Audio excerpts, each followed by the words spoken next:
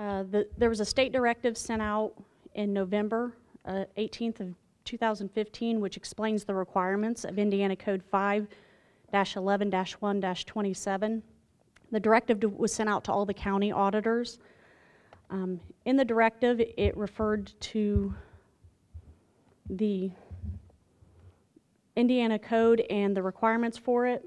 The requirement is that all erroneous and irregular material variances, losses, shortages, and thefts of political subdivision funds or property shall be reported immediately to the State Board of Accounts. The code goes on to state that the material items that are reported to the State Board of Accounts, we will investigate and we will determine the amounts involved and report it to the appropriate government or law enforcement when necessary. We will determine internal control weaknesses that contributed or caused the condition, and we will make written recommendations to the legislative body or appropriate official overseeing the internal control system. Recommendations should include the method of correcting the condition and the identification of the internal control policy or procedures that need to be modified. In that directive, it also stated that each political subdivision must develop their own policy on materiality. And it also helped by explaining what needs to be in that policy. So in developing the policy, qualitative and quantitative factors should be considered. Each policy should be specific to the unit and should consider factors and amounts that would be significant to that unit. So anytime we say you have to have a policy, we always get the question, well, what dollar amount should we establish or what procedures? We can't tell you that. You have to look at your agency, your size, what's material and what's important to that individual agency. In January of 2016, our agency sent out a memo to help the units develop their policy.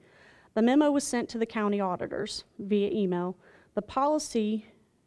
It indicated that the policy should be detailed and include the following: designation of a person or position to whom items are reported to. Multiple individuals could be designated, such as the auditor, the treasurer, the clerk, or department heads, as long as each person follows the county-wide materiality policy. So this is probably going to be extremely important to the auditor's office since you handle the majority of those financial aspects.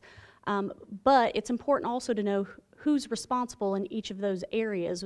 You could be the only person responsible, or each department or official could be responsible for their individual offices. This will all be determined, again, by the policy. The second thing that should also be included in the policy is a dollar threshold, at which point the designated person reports the issue to the State Board of Accounts. Thresholds should be set for incidences involving cash and non-cash assets.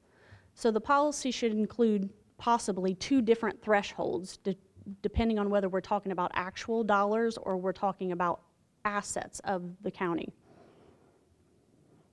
The third thing it outlined was it should outline steps to be taken, possible steps to include in the policy, and it gave some suggestions, such as logging all the reports and spreadsheets that will be permanently maintained. So just keeping track of anyone or anything that you're reporting or identifying. Verifying the dollar amounts that are reported. So you may get a report and they may give you a dollar amount, or you may find a dollar amount, but then when you look into it, you find out the dollar amount is a different amount. Evaluating the report against the county's policy and reporting to the State Board of Accounts and other applicable agencies when necessary. Investigating the cause, what caused the issue, implementing corrective actions and changes in internal control procedures, and maintaining relevant documentation, including resolution and report to other agencies. So anything that's reported, whether you're the responsible person or someone else is, it's important to track what's going on with those reports, whether they've been resolved, how they've been resolved, so that when we come into audit, if we find, we're going to ask, well, how did you fix that, or how did you resolve that? So it's best to actually log that or keep track of it in whatever manner works for you. The last thing that it says the policy should include is the acknowledgement of Indiana Code 5-11-1-27L. There was some confusion on this policy, or this Indiana Code, subsection L. It involves actual, known, or thought to be fraud, and it requires reporting on all instances, no matter what the dollar threshold is. So there was a amended directive sent out in April 7th, 2016, which explained this distinguishment more clearly, and that is available on our website under state directives. It actually replaced the original one, so you're not going to find the amended and the original, you'll just find the amended one. But the code says that a public officer that has actual knowledge or reasonable cause to believe there has been misappropriation of public funds or assets shall immediately send written, that's keyword, written notice to the State Board of Accounts and the local prosecuting attorney. Again, there's no dollar threshold on this. If something has been stolen or misappropriation or anything, it's to be reported, and that's according to Indiana Code.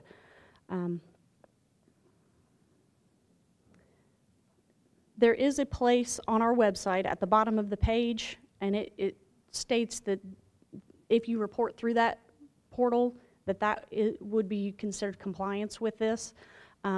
But you don't have to. That just provides a manner for anyone that knows of anything. It's a public website, so if they have something they need to report, they can go there. The reports come up to our office. Again, we don't share, it's anonymous. We know where it comes from. It does ask for contact information, and the reason it asks for the contact information is if we need to get additional details or more information on the instance, we need to know, who is reporting it. But that information isn't shared out to the field or the auditors.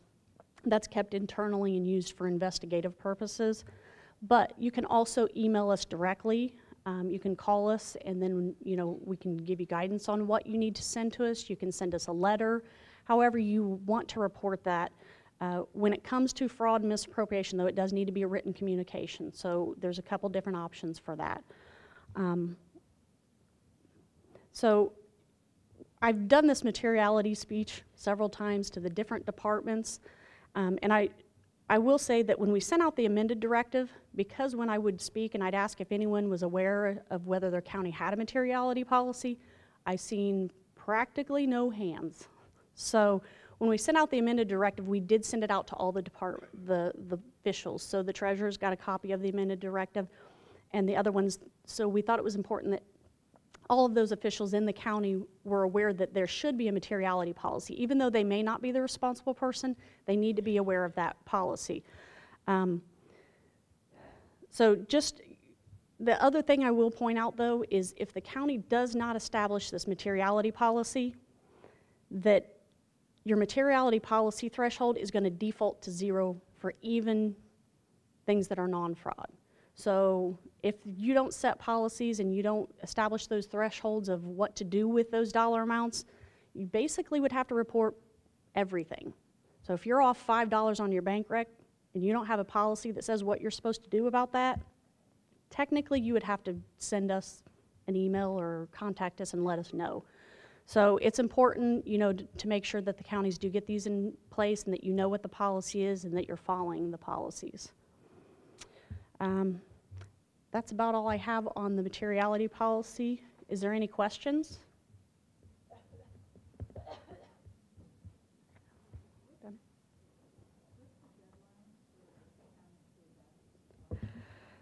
I don't know that, it just said immediately. I'm not sure that the code actually established a specific date as far as the deadline is. It just said immediately. So, and those materiality policies aren't something that you have to send to our office, but you need to keep them on site because during the course of an audit, when they do run into these things, they're going to want to look at your materiality policy, and they're going to make sure that you're following that policy as part of your internal controls and compliance with your own regulations.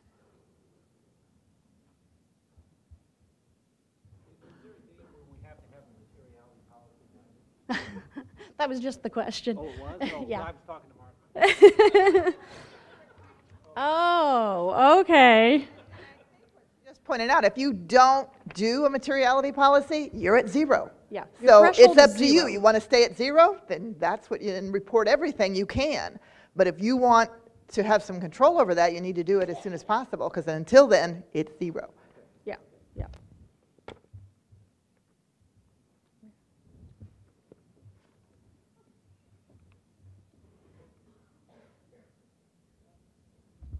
So when you say you have to do this policy, are you speaking of you in the individual sense or in the inclusive sense? In other words, if our county decides to not do anything, can we as county auditors unilaterally adopt a policy? Well, you can adopt those for your office as far as more of an internal control procedure type thing, but as far as the county establishing a policy, it would be a county-wide policy. Now, the county-wide policy could address, they can address it as generically as possible, or they can get as detailed as possible as far as addressing each of the individual offices.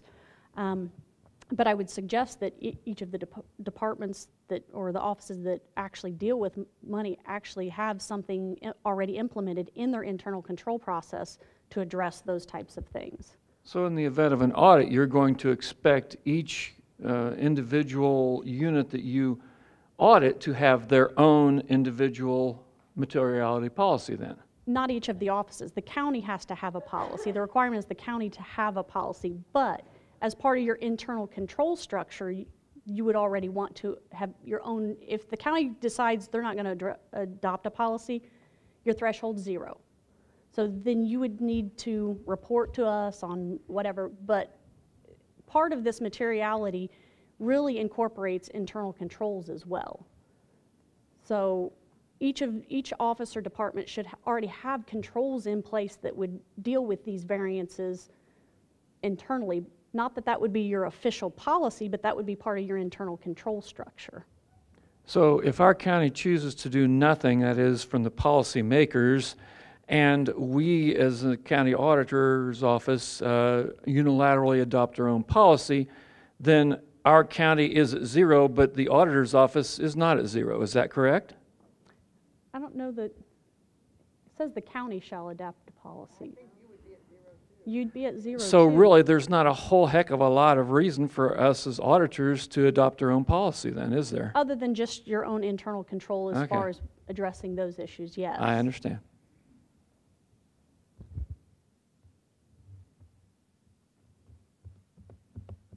Are there any more questions? Oh.